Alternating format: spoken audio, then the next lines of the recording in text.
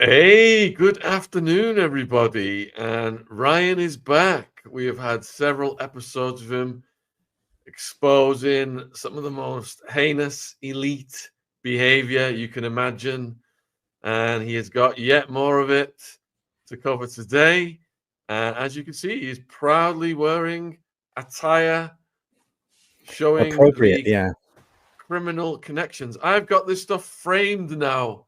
We've got the Biden one, the Jeffrey one, all framed on the walls in my house. People coming over, oohing and ahhing, I and I'm think telling this them, has the client list on the back. Yeah, it does. hell Yeah. yeah. I'll put all of Ryan's links are in the description box, including his ex, but I'll also put his store.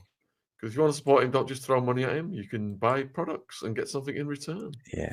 And they are excellent products. We've even got Ziggy, the University of Dawson top. It's great. That's So awesome. what are we Gonna be a covering? smart kid. Do you want to give the viewers an overview of what we are covering today, my friend? It's another I have to police my language here because it's YouTube, but it's another place where men are paying for the thing that men want most. And for ladies of the night, in multiple locations, 9 different high-end apartments, and 2 were in Massachusetts, 2 in Virginia, 2 locations, but 9 different things, and possibly 1 in California. Based on the flight records of the ladies, they seem to be going to Los Angeles quite often and servicing people there. It went on for 3 years at least, since 2020, 3.5 years. And it's right next to the places in Virginia. You had Fairfax and Tyson, so that's really targeting DC. And then the one in Cambridge could be targeting Harvard and MIT, perhaps, Waterford as well. And the one in LA, there's all manner of people there, Hollywood and so on. But 3 Koreans that set up a ring of ladies of the night, mostly Asians, for very high end, $600 an hour. That's a lot. If compared to what it would be in Vegas or something. And it's a little baffling why someone that lives near Vegas wouldn't just go to Vegas where that type of thing is legal. But they're in the East Coast and they wanted the GFE, the girlfriend experience, and these people were willing to pay for it. And the clientele are all very professional. The ages I have of the ones we know of, because there are 2,800 people on the list, are from 27 to 75. Now, there was only one 75-year-old, then it drops down quite a bit to somebody in their 50s, and then mostly 40s, 30s, and 20s. But you've got elected officials. There are people with rather high clearance in the military, professionals in big pharma executives, medical fields. There's one radiologist on the list, at least. And the list is only what we got today from one of the hearings. They released a dozen names of the Johns, and about it'll get up to around 30, 32, maybe. There's 28 right now. It's going to increase. But that's kind of baffling. Why, if you have a clientele list of 2,800 people at minimal, that you're only getting about 28 names. But it is something that the judge decided that this was in public interest, and they had probable cause on all these guys, and they were going to release their names. They were not going to have any hidden client list. So bear in mind, this was of age people for once. So that kind of good news. It's not as bad. And people might say, well, what's wrong with such a thing? It's legal in a city in Nevada, for example. It's legal in some other countries. Well, it's illegal in the United States. And so even if it's the type of thing you think people ought to be able to pay for such an activity, since they're not, and since that is illegal, that then makes room for blackmail operations. And if you look at where they're centered, it seems pretty clear they weren't just looking for random rich people when they're targeting elected officials, for example. And so that's what was going on there. Now, how do we know there are 2,800 names? Well, the three main Koreans in this ring. There's more than three people, but you had Han Lee. She's this 41-year-old woman that was sort of the madame, I guess, the mastermind of the operation. You had James Lee, and you had Jun Young Lee. Their all last name is Lee, but they're not related to each other. Not uncommon in Korea. They only have 250 some surnames. Everybody's a Park or a Lee or a Kim or everybody. I think those three names are over 30% of the surnames, whatever.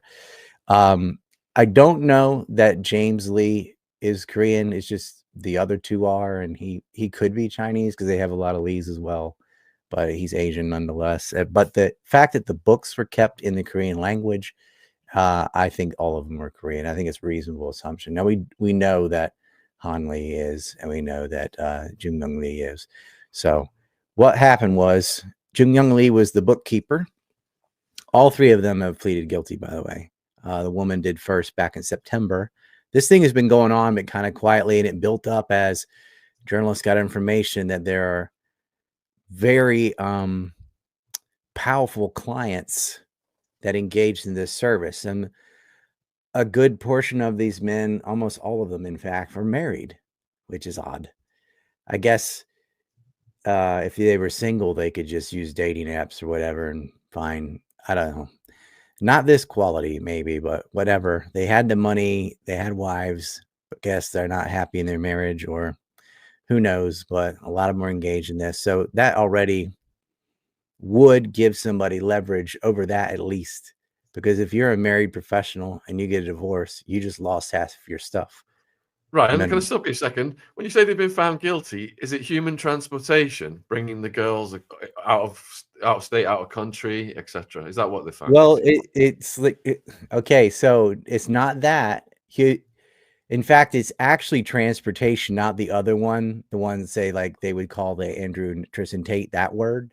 That Yeah. one, they're not charged with that, which is odd, because they enticed them to come over, some from other states, some all the way from Asia. So that's international transportation. But the women were motivated completely by money. Like, they weren't forced or controlled. They chose, it was the deal that they enticed them with, was that you're going to have a ready clientele of men. They're going to be all, wealthy professionals and vetted. And they did vet them in. They had, this is their downfall too, because they got their names, phone numbers, address, references. Like, you had to have a reference from your employer or whatever, because the front company they were using was, well, they had two websites of nude modeling for professional photographers. So someone's going to come get naked in your studio or whatever for photos. It was definitely, they knew what it was. And they would give them menus. They had 3 different cell phones they were using with local numbers. So they give them coded stuff that apparently all these perverts know what all these abbreviations means. Is BB something, is like bareback, means no contraception on the penis and stuff. GFE, girlfriend experience, all these lists of activities you can do, because it's not just sex, it's oral sex, it's all the, you know what it is. And it was just like a menu, but a very expensive menu. Some was a little lowest, was maybe 350 for certain things. Pretty standard, $600 to $800 an hour. So I guess they were good at what they did. And a lot of these men had so much money, it didn't matter. They wanted a place, they wanted a particular type of woman, and they had it. So they're being charged because Lady of the Nighting is illegal. But what's odd is the girls themselves aren't being charged. The owners that rented the buildings, that organized it, that did the booking, that did the vetting, that did all the rest of the operation, other than the actual Lady of the Nighting, they're all in big trouble. And they're also in trouble for wire fraud and a number of other things, because James Lee, the oldest of the bunch, get this, he got $580,000. That's more than $500,000 from COVID cash through the Small Business Administration, some paycheck scam program. He used every relief thing there was and ended up with over $500,000 from that. That's not even including the revenue they got from the actual business. That's just revenue they got from fictitious businesses and things that were collecting government money, which might be why they got busted, because the government doesn't like you to steal from it. And because they weren't paying taxes on it, obviously, it's an illegal activity. But usually when someone has an operation like this, they have some other activity with the far lower price and all. They at least say that's what's going on, and they paid for the photography or whatever, you know. They messed up and didn't do that. So they were paying in cash, and then the Lees, let's just call them, they would get money orders and stuff, and they would pay off the utilities and the rent and thing on the 9 different buildings through that, which was clever. But ultimately things fell apart, and one pleaded guilty after another. Now, when they got the Booker's cell phones, there's two that they have and one they don't have. One of the ones near Washington, D.C., or Nova, which Northern Virginia is slang, they don't have that one. And that might be the most important one, because that's your DC politicians and lobbyists, because all the lobbyists live in a little donut around DC, in Fairfax and McLean and these counties in Northern Virginia. They don't have that phone. So that means of the 2 phones they have, which has all the conversations, there's 2,800 names. So let's say that conservatively, there's probably 1,000 more on the 3rd phone. And that would be if it's not even equal to the other 2, because there's 1,400 each, let's say. So the average, let's say 1,000 more names. So you're looking at, 3,800 to 4,000 or more Johns in the operation. And we only have 28 having hearings. And there's 2 more hearings this month. They were going to be April. They moved them up. So all 28 of those, and possibly like 3 or 4 more, we'll have their names, and we'll know what their punishment is going to be. But they asked, I have a journalist who went to the hearing this morning, my time, or yesterday in the US. And this person was asking the prosecutor, he was talking to the people there. He said, how do we have 2,800 names, or 2,800 names, and we only have 28 Johns, and only 2 of them showed up to court? Only 12 names were released. 10 guys just sent a lawyer. They were requested to come to court, by the way. But these people, they're above it. They're wealthy. So, like, I ain't doing that. They sent a lawyer. That's not going to sit well with the judge. 2 of the younger guys showed up. One of them is a radiologist, and he's married, and he's married. He won't be married for much longer. That's falling apart, and he seemed remorseful. At least he showed up, so that's something for him. And the other one, what was it? He was also in the medical field, I think. And he came, and I got the list there. I'll tell you which one he was. But, the rest of them, they just blew off the court. And that's not going to work well for them. You can tell that right away. Let's see. Yeah, and the oldest individual didn't come. I'm curious, Brian. Earlier on, you said it's a honey trap. Who are they honey trapping for? Is it been outsourced to these guys, or are they doing it for a certain nation? Or yeah, I mean, the fact that they're all Korean, you'd think North Korea or South Korea. I mean, it's your only options, but the South Korea has no reason to, like, and gain what exactly? We already have pretty good relations between the U.S. and South Korea, and that's such a risk, and so much more to lose than what you would gain. But there are other states that would just use Korean and Japanese women are pretty sought after, and so if you're targeting certain people, that is, you want the yellow fever or whatever, or that's just what they knew. Who knows? But the countries, they always throw out Russia, China, and Israel, because those 3 have very active, aggressive spying on the United States. But I don't see evidence for a foreign state. If I did, trust me, I would say so. I mean, I have, when, like, this one, this was the Israelis 100%. I don't know that it's a state. I think the blackmail is just to enrich the Lees so far. And if I get more evidence, I'll say so. But it seemed like, no, they're gaining leverage over these people. And of course, what happens is, I don't know if you know what a hooking point, if you've ever heard of that, but you can gather blackmail and then sell it to other people, to the highest bidder. You can auction that off. Like, look, that guy giving you problems, they'd love to catch Thomas Massey. He wouldn't engage in this, but if you get somebody who has trouble, all you got to do is talk to the brothel. So what? Oops, ladies of the night location. I mean, what I did is, I figured a lot of these girls, they're high end. They're going to be getting their hair and nails done and stuff. So I just looked for the most adjacent Korean salon in the area and talked to them. And turns out the hairdressers knew all the chicks. And so I got a lot of information right away on the Johns.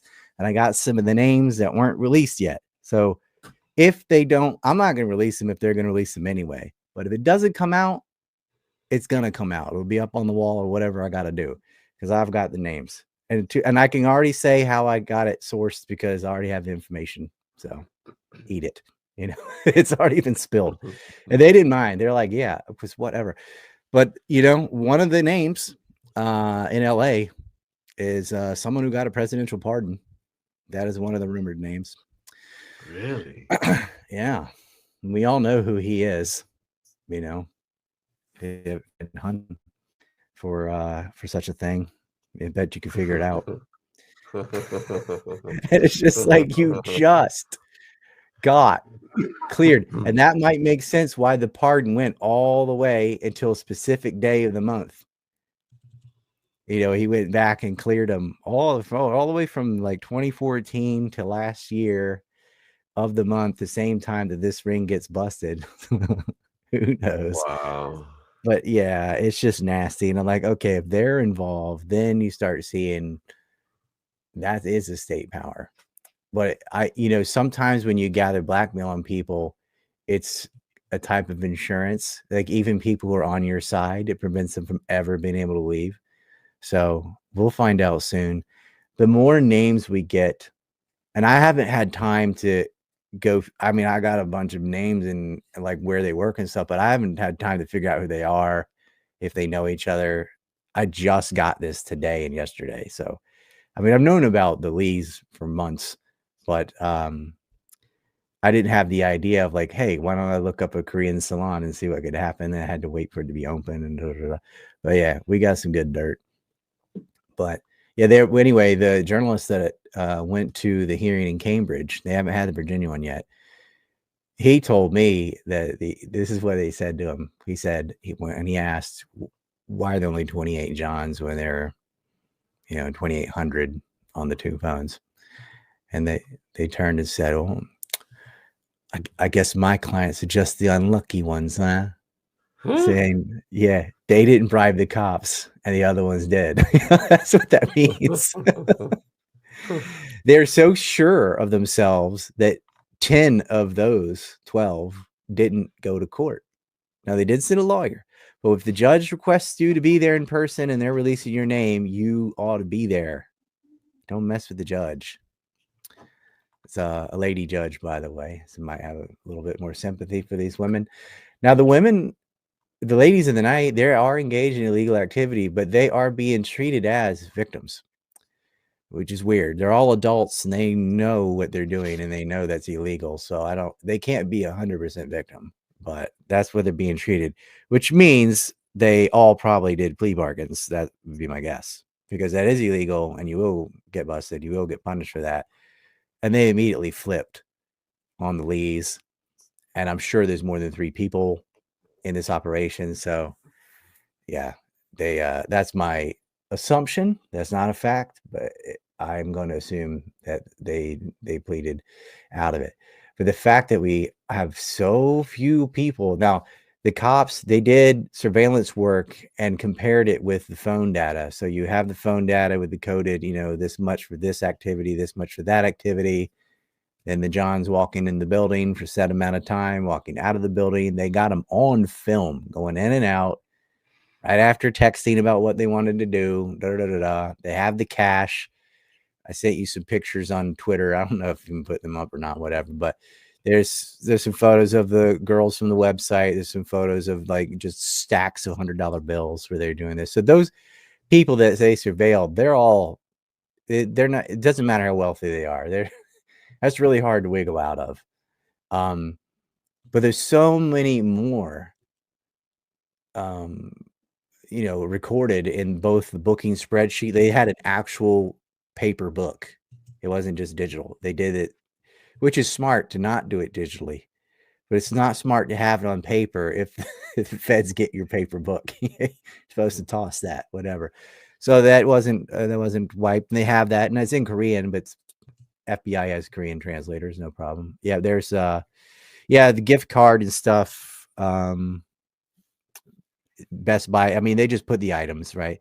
So there's this stack of what looks to be, 2 stacks of hundreds, some 50s and 20s. Those stacks are probably 10,000 a piece, it looks like. Just eyeballing it. I don't know. That you would know anything about that, Shaun. How much is that, Shaun? You're like, this much. It looks like well over that. And that was just one table, and there was millions wrapped up. I mean, there's $500,000 in fraud from James Lee, so he'll get the worst of it for that, for the wire fraud. In addition, the other 2 Lees, I mean, they knew what he was doing. They knew he did it, so they're accomplices of that. But you've been asked why were they targeting pharma execs? It's not clear that was the target. They just put out a spider web for the elected politicians, and these are some of the people that end up in it. But it's just like if you get a big pharma, if you get an executive of whatever, great. I mean, it's extra. If you're selling hooking points, how much is that worth? How much is this guy? This guy's a radiologist. This guy works for big pharma. This guy's a lobbyist. This guy's that. Whoever you get, you get. But the fact that they're hovering around DC and those particular colleges, that is something. Now you could argue, well, it's just like a rich place and a good place to have I don't want to say the B word, the place where the ladies of the night work. Maybe, but none of them lived in DC or Northern Virginia, and they put them there. That's a kind of odd. And there's a lot of states between Massachusetts and Virginia. There was nothing in between. It was like here and here. These are the places. And like I said, something was going on in LA, and this is not, LA hasn't acted on it. It's California is as corrupt as it is possible to be. Virginia popped them, Massachusetts popped them. They're obviously going back and forth into LA on airplanes for somebody, for something. So there's clients over there, and there's a location over there. But LAPD hasn't done anything. I mean, they don't even have a functional fire department. So that's LA. I don't expect anything out of LA. LA in Los Angeles, in several cities in California, people are allowed to just walk in and steal up to $950 worth of stuff and leave, and you can't prosecute them. So, it's run by criminals. Gavin Newsom's a criminal, all the way down. LA is run by criminals, so they don't care. But Nova does, and Cambridge certainly does. That's pretty unbecoming to have those, even if it's high-end night workers. But they got them. And so the 14th, that was today. There's another one on the 19th, and there's another one in the first week of April. So we'll see how many more Johns come out in that. We'll see if they show up to court this time, and we'll see what the sentencing is. But no matter what, already, this thing is already being dwarfed down in magnitude compared to what it is. You can see it's, what do you say? Not gatekeeping, but they're limiting the scope of this because there were thousands of Johns. How can you only have dozens being charged? That doesn't make sense. It seems like two-tier justice. And so if the guys that are working in these pretty, high-level six-figure jobs are the low-tier clients that are getting thrown under the bus, how powerful are the ones that aren't being charged. And you look at the portion, that was who they were targeting. These other ones are the ones that weren't the targets, but got in, know someone who was, because this stuff's sort of word of mouth. They had websites, but you'd have to know to go there, know the code, and and they had references and things. They were really trying to keep this secret. It doesn't follow this group's MO at all, and they already run Congress, so they don't need that. So it's interesting why the universities and then the politicians. And so the most valuable thing that universities have are the R&D, because they team up with private industry on trade secrets and things. That's something Wexner was targeting for the Israelis in his ring with Jeffrey and Maxey and Bernelli, those people. But this one, yeah, we're gonna find out. It's a weird thing too. For usually Koreans aren't the ones doing this type of thing, but these three did it. So were they working for someone else? Time will tell. But we're not going to have enough intel until we can go through the rest of the names. Now, the names I got the way I got them. And I did the same thing in Virginia that I did in Massachusetts. You know where these girls hang out. You know who they talk to. So go, call up the salons, call up the regular places, see what kind of information you can get. And you just need one person talking. And then you tell, well, someone already told me this, and even if they hadn't, and then they confess to it. Now that you know it, because they just said it, those kind of things. Typical journalist tricks. So we'll have it, and I'll have the list as large as I can compile and see what all the Johns have in common, if anything. They could just be trying to make money and believe this was an industry that would work. Virginia and Massachusetts are very far away from Vegas. This ladies of the nighting is illegal in the United States everywhere except for one state and one city. So that's the distance from Virginia to, say, Las Vegas. You might as well just go to England or Amsterdam. Like, it's almost as far. Well, that's an exaggeration, but maybe to Hawaii. But it's a good 5 or 6 hour flight sometimes. So, and then you got to be there 2 hours early, and it's just not going to do it. And it's just amazing to me that so many married men of very high profile jobs would basically risk their career and their life and engage it just to be with a woman that they saw the picture online, and they were willing to pay thousands of dollars to do it too. The $1,000 to sleep with someone is okay. If you're rich, that isn't a lot of money, so whatever. But the fact that you're risking your reputation, your life, your property, your marriage, your respect, possibly your job, just to do that is something as a society we should think about, like why men need that so much that they're willing to throw a lifetime of work and career down the toilet for a night with a young, sexy woman. But it isn't just like a couple of guys. These is thousands of men that did this. Isn't this why honey trap operations are so successful? Because they can always capitalize on that drive. It is, and there seems to be a correlation from people who are extremely driven in work, have high libido, and so what is to their advantage, something they're supplementing that energy to drive to work the 16-hour days and things that you have to do in the beginning to reach that point. Not everybody, some people just inherit or whatever, but you know what I mean. That is still a weakness on the other side, because by having such a high sex drive, they just don't have any foresight. They don't think past tomorrow or whatever. They just want it, and they do it, and then they mess up their whole life. Maybe a sex psychologist could come up with a better reason. I don't know why people do things that can put them in jail. Like, you have a good life, you have money, you have a life that you chose, so do it with her. I don't know. Maybe they did pick bad women. I don't know. But a lot of these guys are doing it and they're paying a lot of money and they were going more than one time. It wasn't like they did it once and felt guilty, and they kept going back. And